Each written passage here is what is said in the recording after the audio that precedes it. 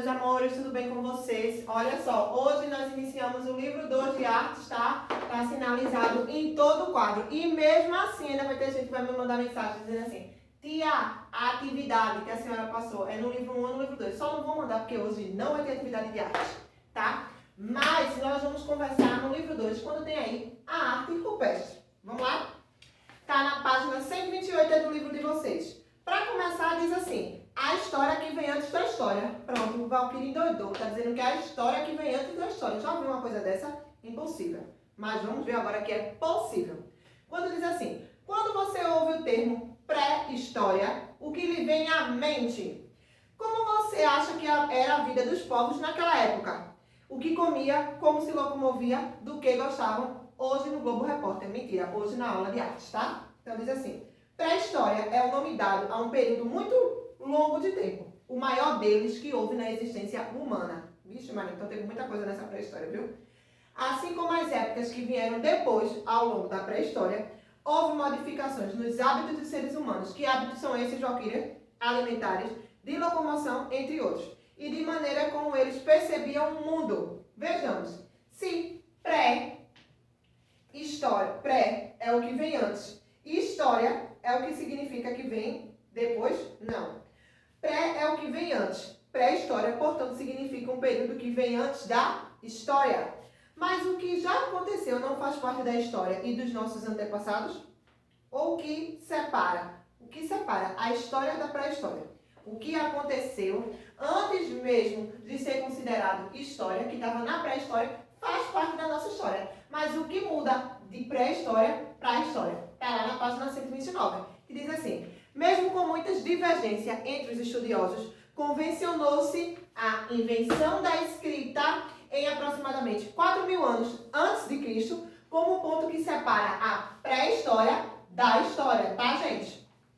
Então diz assim: dessa maneira, tudo o que aconteceu antes da escrita é considerado pré-história. Mas isso não significa, no entanto, que esse período não seja importante, pois muitas evoluções do modo de viver do ser humano aconteceram na pré-história, como a domesticação de animais, o desenvolvimento da agricultura e a produção da cerâmica. Por incluir um período de tempo muito extenso, a pré-história foi dividida em algumas partes. Para esse nosso estudo, nos concentraremos na Idade da Pedra e em suas subdivisões, os períodos Paleolítico e Neolítico, tá? O período Paleolítico é 2,5 milhões de anos a menos 10 milhões de anos antes de Cristo. E o Neolítico aconteceram 10 mil anos a menos 4.000 anos antes de Cristo. E é aqui que tem o início da agricultura, tá? O período da história acontece 4.000 anos antes de Cristo até os dias atuais. E é nesse período que tem a invenção da escrita. Vamos lá, da sequência. Diz assim: o período paleolítico, paleo em grego quer dizer antigo. Lito significa pedra. Paleolítico é o período mais antigo da pré-história que se tem registro na humanidade. No paleolítico, o ser humano se dedicava quase que exclusivamente à caça de animais e à coleta de frutos e raízes. A maioria dos povos desse período era nômade, ou seja, não se fixava em uma região por muito tempo, embora haja registro de povos que habitaram determinadas regiões durante milênios. O período neolítico, como vimos, lito em grego quer dizer pedra, geo significa novo. É o período entre o fim do paleolítico e o início da história, em que o modo de vida do ser humano sofreu uma grande transformação. Ele passou a controlar a natureza por meio da agricultura. Desse modo, os historiadores consideram a agricultura como a prática que estabeleceu a divisão entre os períodos paleolítico e neolítico. Aqui, ó, foi o início da agricultura, então por isso que tem essa definição, essa subdivisão. Então diz aí: para os historiadores, no jogo rápido, né? Vamos lá, o bate-bola, eu e vocês. Para os historiadores, que acontecimento na vida humana foi o ponto que dividiu a pré-história da história? Estou escutando vocês gritarem bem alto aí de casa. A invenção da escrita, que está na letra D.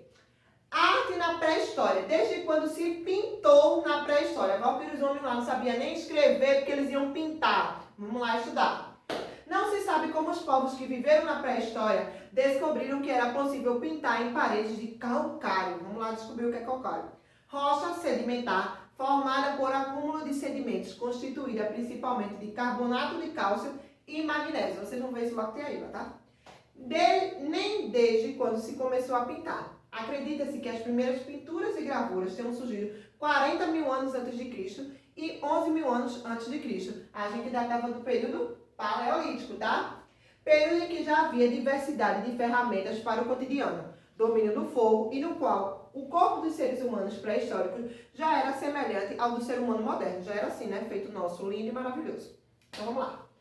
Para datar esse registro de pintura, fazer a datação, ou seja, os registros pictóricos, há alguns métodos utilizados pelos profissionais que trabalham com arqueologia. Qual é isso? Ciência que estuda nossos antepassados e seus modos de vida, valendo-se de restos de materiais encontrados por meio de escavações e coletas. Um dos principais métodos é do carbono 14. Quem é esse bonito? É um elemento que ocorre na natureza sob 3 formas e uma delas é do carbono 14, tá? C14, que vocês vão ver lá na tabela periódica.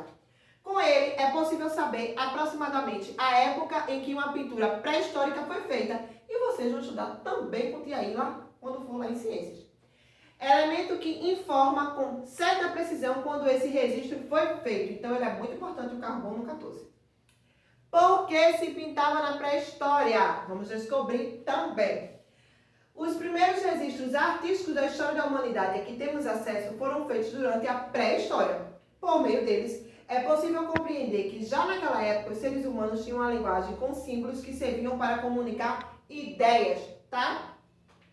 Embora ainda não seja possível decifrar e compreender esses códigos e suas intenções, podemos entender que foram os primeiros sinais de comunicação humana por meio de sinais gráficos, que hoje é tão comum entre nós. Mesmo com muitas pesquisas e estudos sobre a arte pré-histórica, é muito difícil interpretar e entender as imagens e instruções rupestres. Não é possível saber qual o valor que essas imagens tinham para as pessoas que viviam naquela época. Dessa forma, o que se costuma fazer é levantar hipóteses com base em estudos que relacionam saberes de diversas áreas do conhecimento. Valquíria, a senhora pulou aí o boxezinho laranja. Não, eu vou ler agora, tá, pessoal? Diz assim, linguagem e língua. Prestem bem atenção. Segundo o dicionário Rose, linguagem é qualquer meio sistemático de comunicar ideias ou sentimentos através de signos convencionais, sonoros, gráficos ou gestuais. A organização desses signos, por exemplo, é o que nos conduz a compreender as diferentes línguas artísticas, tá? Que é a música, a dança, teatro e as artes visuais. Cada linguagem apresenta elementos que são utilizados para fazer a comunicação, certo? É importante, no entanto, não confundir linguagem com língua. Embora os animais também se comuniquem, a linguagem é desenvolvida apenas pelos seres humanos. Quem é que desenvolve linguagem? Apenas os seres humanos, nós, meros mortais, tá? Que conseguem elaborar signos e códigos e assim criar e compreender diferentes línguas.